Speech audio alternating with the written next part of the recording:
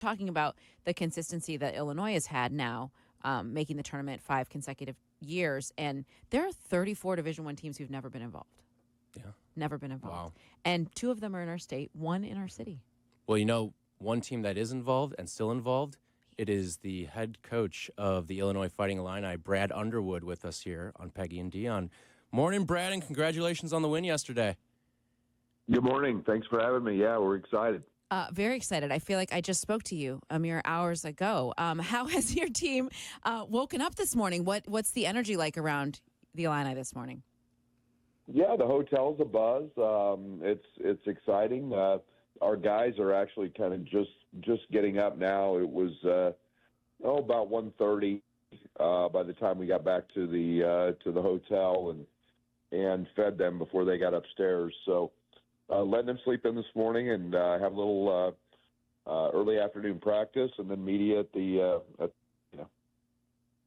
You had said during the Big Ten tournament after the loss to Maryland that you felt like they didn't have the right energy, and you took responsibility for that. So how are you maybe handling this day between differently?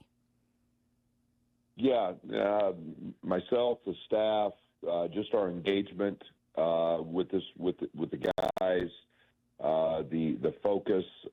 It's much more mental.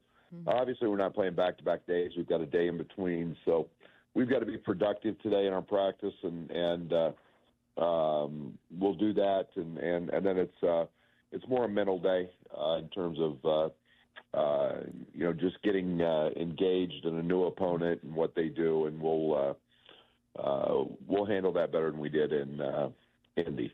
Coach Underwood, you mentioned like you have the off day here, and you don't know who you're playing at the time. How is it preparing for this when you're kind of focusing on the game at hand? You guys played Xavier last night, a team that ended the season super hot. But then you also kind of in the back of your mind, and I know you've got a staff that also is a part of this too, but are looking forward to not 1 but 2 opponents as well. Yeah, it was different. I think we tried to find things that were similar between the 2 teams. I personally watched 3 or 4 games of each opponent looking for similarities. And we kept it pretty neutral in practice. We did cover stuff that Texas ran. We covered stuff that Xavier ran, and prepared our guys that way. We didn't tell them who ran what, but until we knew the opponent. But it was different, and it was a quick turn. It was something that we're not. We've done a lot. Actually, we've spent a lot of time with one-day preps and cutting back on some scouting stuff, but we were comfortable with it, and we handled it very well. One of my favorite things you talked about last night was that this is supposed to be fun, and they're supposed to feel that energy from the crowd. What is an early memory, a tournament memory that you have as a coach, maybe before you were even coaching, just something about this tournament that makes it so magical to you? Well, I always go back to Selection Sunday, and I always remember as a young player or young person and watching the selection and literally having to write them down, and I couldn't write the brackets fast enough. I had to wait till it was printed in the newspaper or somebody had a copy of it that I could actually copy it down. But that goes back a few years now. But and I still remember the. Some of the John Wood and UCLA teams. I remember, some great epic battles in high school. It was the, Larry Bird and Magic Johnson and a lot of memories throughout the years. And that's what makes this thing fun and it's enjoyable. And I want guys to have fun and our fans to have fun. We had an incredible crowd last night, and tomorrow should be no different. Illini head coach Brad Underwood with us here on Peggy and Dionne. And Coach Underwood, you were a part of some really good Stephen F. Austin teams. And coaching those teams, you were in the tournament as a 12 seed you won, as a 14 seed you won. And now as the coach of Illinois, you've been a part of teams that have been a 1 seed. You're a 6 seed this year. Not how do you prepare differently, but how do you maybe talk to your guys differently as the head coach of Illinois versus when you were at Stephen F. Austin in preparation for these games? Yeah, there are some similarities, and the similarities are if you don't play well, you're going to lose, and the competition is intense. Both teams are fighting for their lives, and so you talk about those things. You talk about the abruptness of the end if you get beat, and one of the things that is different is when you're a 1 seed or you're a very high seed, you've always got a target on your back. You're the favorite. When you're a 14 seed, you've got nothing to lose. You just kind of lose, and we're trying to do that this year with this group. Just kind of lose, go play, enjoy it, have fun, we did a pretty good job of that last night, and we'll have to continue to do that if we want to keep advancing. Now, I know these guys are young, but when you tip off at almost 9 p.m., do you have to kind of keep, temper their energy so that it peaks at the right time, and then you adjust right away to a 4 o'clock game? Like, how different is that?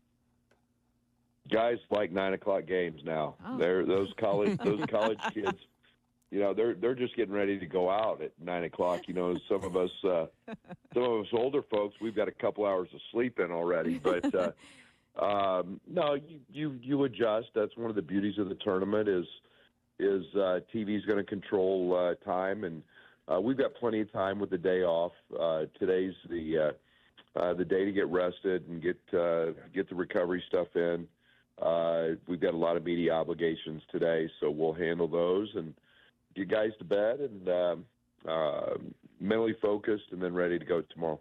Coach Underwood, one of the things that I find so interesting about your team is the experience. If you take Drake out of the equation because they have a lot of guys who bumped up from the D2 level, you guys have one of the fewest amounts of D1 experience in the entire nation that's still in this tournament. What has that challenge been like for your team this year?